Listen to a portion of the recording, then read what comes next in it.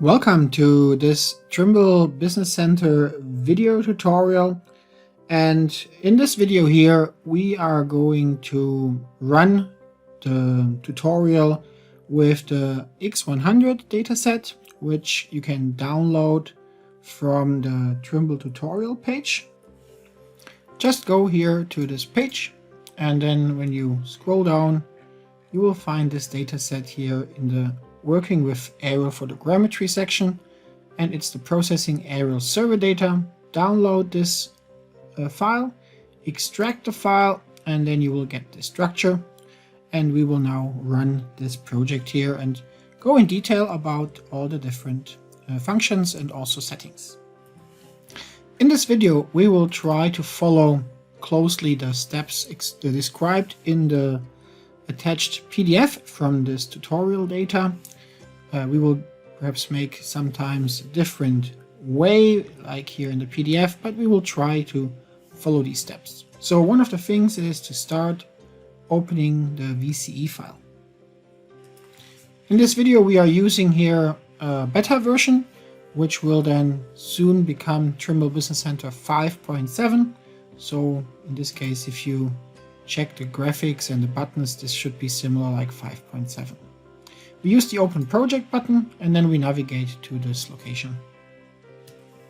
Select the VCE file, open it, and by default all these VCE files with the tutorial data, they are safe protected. So just recommendation, hit File, Save As, and just save it again as your own file.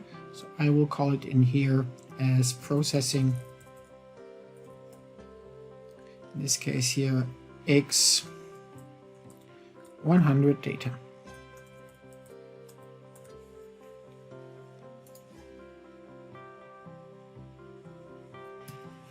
Next we need to define our coordinate system where all our data will later be processed. So I will call it the target coordinate system, and to change this one you can do it in different ways, but because this mainly is about photogrammetry, let's use from photogrammetry here the change coordinate system button, and then we can here now change the system, and we will select from this tutorial data the according coordinate system, which is the Wyoming East 4901 in the United States State Plane 1983, using the GeoEat model GeoEat 18 Conus. You can find this also in the PDF. So let's change this. We will see here now in the bottom right, the system is now mentioned.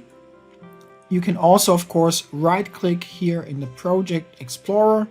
If you don't see the Project Explorer, you will always be able in Home to see here this button here, Project Explorer, and then you can bring the Project Explorer here out. And when you right click it and you go to Project Settings, then you can here select Coordinate System, and then we can now see here this coordinate system. Also for us is the GeoEat model interesting.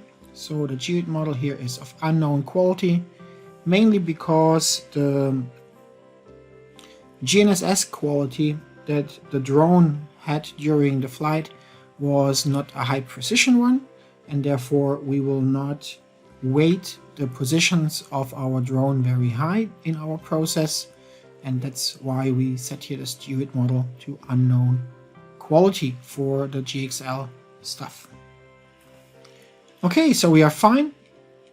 I will just save it, and then we can now get to the next step, which is importing our drone data into TBC.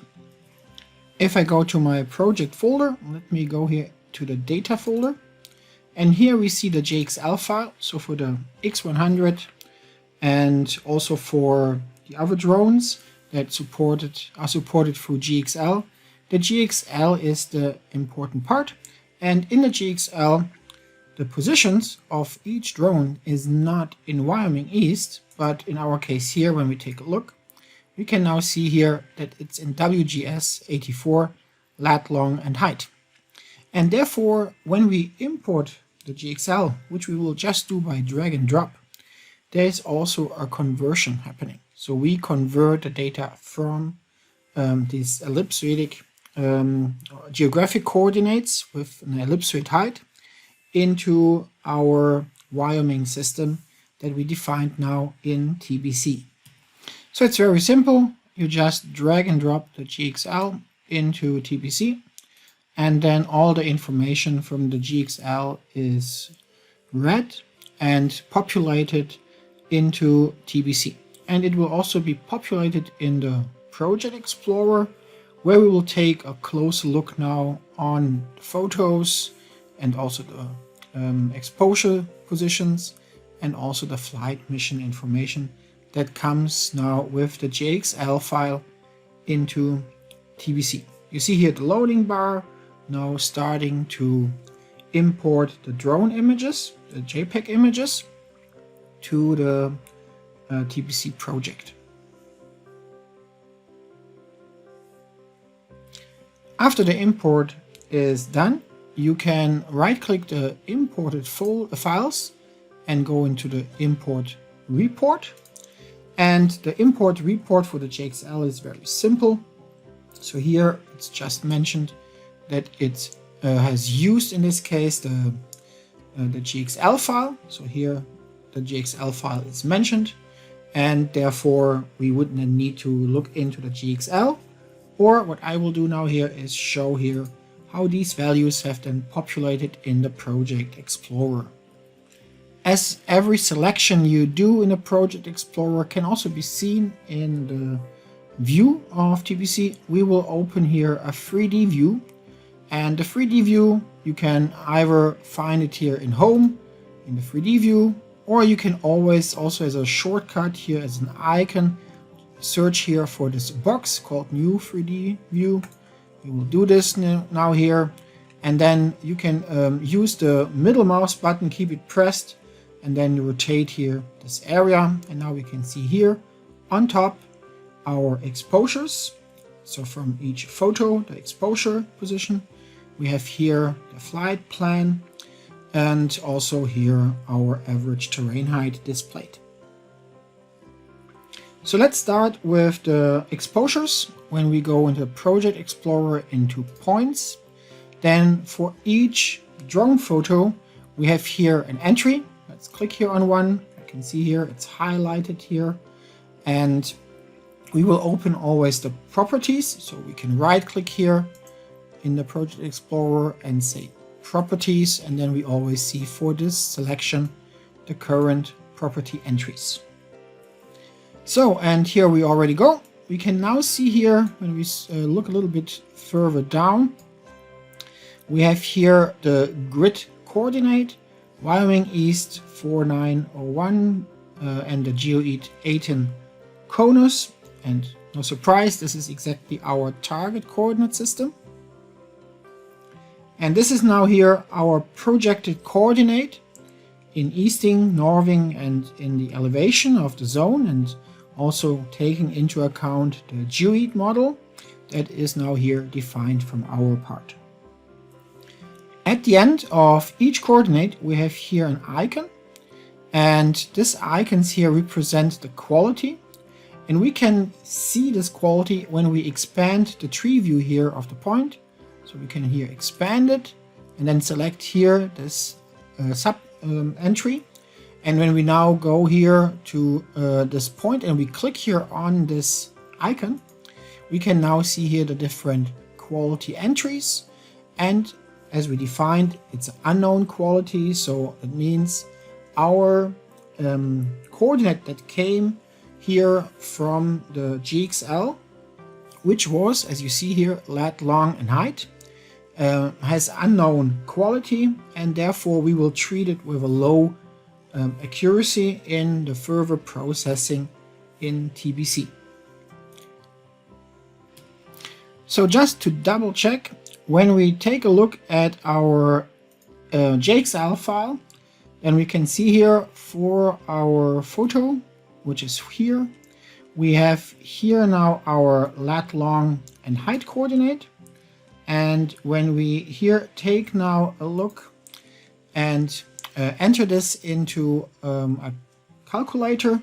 Then we can here see this is my lat value, this is my longitude value.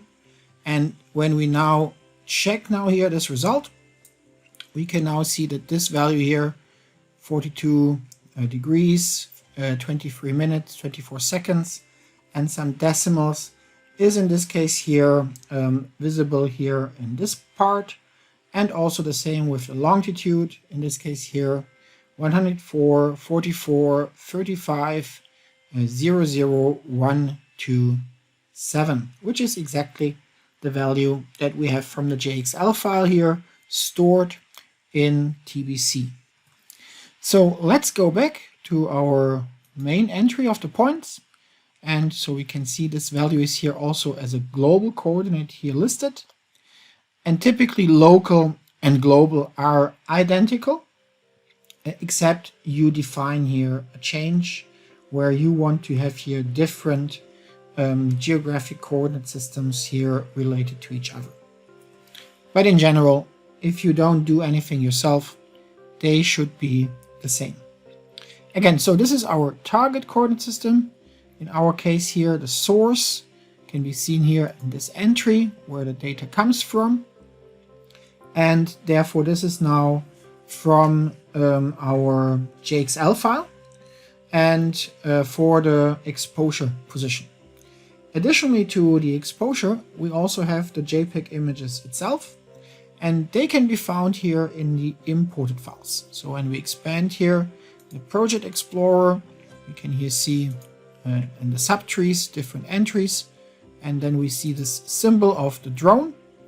And when we here expand this one here, then we see raw sensor value, and under the raw sensor value there's also image, and in the image we have now our JPEG image, and this is exactly where our JPEG image is now located.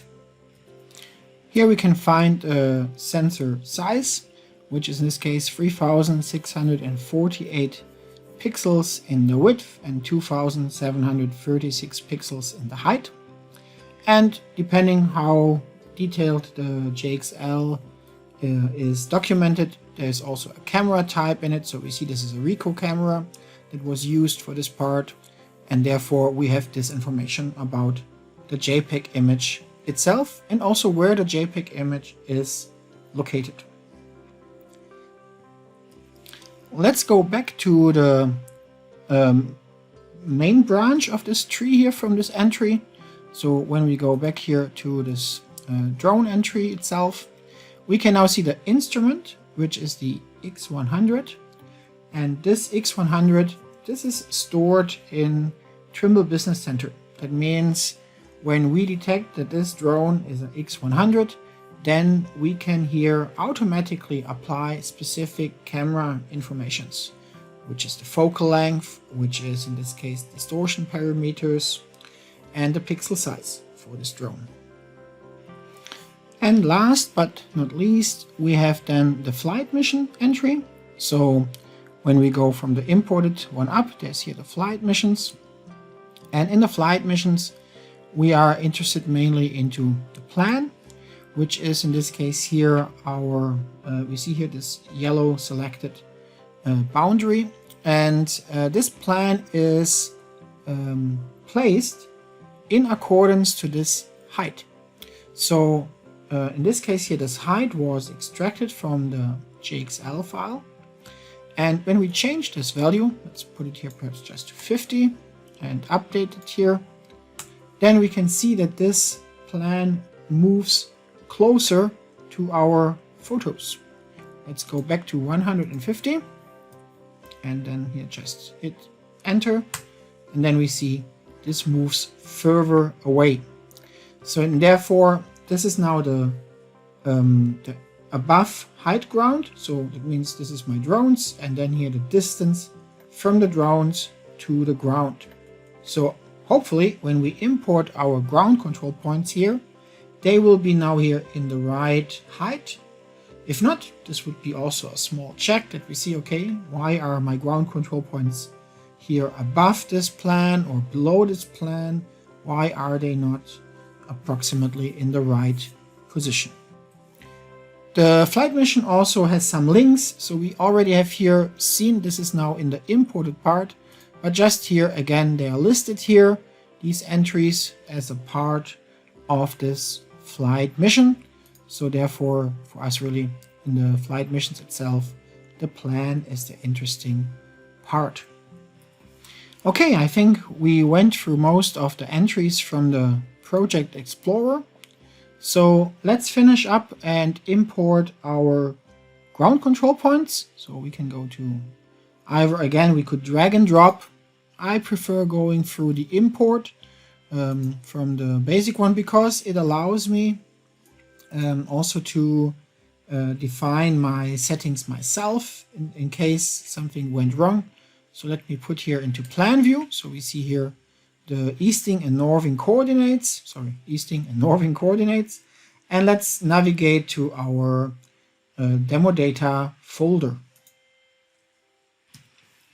So here we have our, or do we have it here? Let's double check here. Our control points here on top.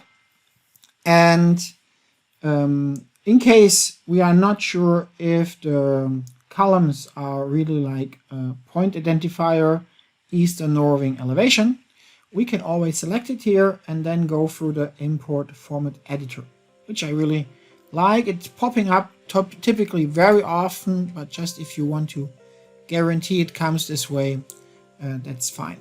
And then you always have here this preview, which I really love because then you can here see the coordinate and you see it's 2, 3, 4, 7, 1, 1.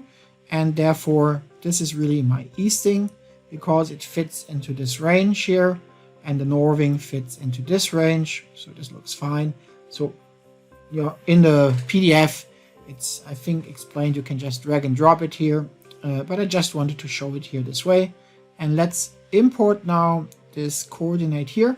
Important would be here one thing, that the elevation is, in this case here, fitting to your target coordinate system, which is in our case here the Wyoming coordinate system based on the geoid 18 conus, as I remember correctly, I hope.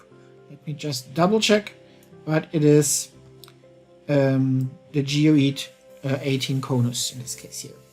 And this is important because if your ground control points don't use, in this case, the same elevation, if they are based on a system, let's say without a geoid, just purely in this case here, or even ellipsoidic heights, or just on orthometric height without the geoid, then they will not fit with our positions from the drones. Yeah, because in some areas of the world, ellipsoidic height and orthometric height, they can differ strongly, and almost everywhere they will differ.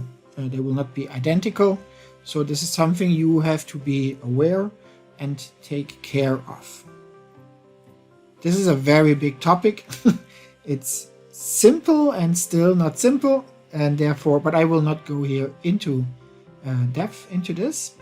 In our way, they fit. Yeah, so our ground control points, they are in this case correctly located to our GNSS, and our GNSS is not a high precision GNSS.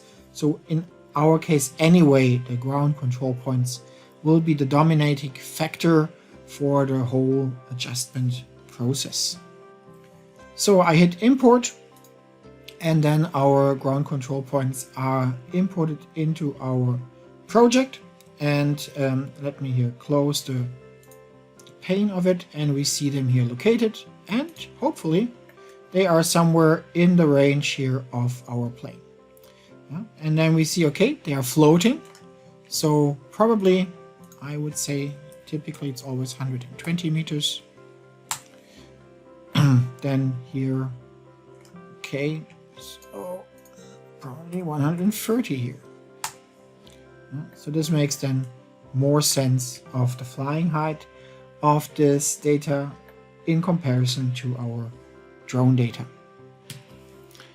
The relative height value is mandatory in our drone processing. So in case you would see here a question mark, then please fill out this value.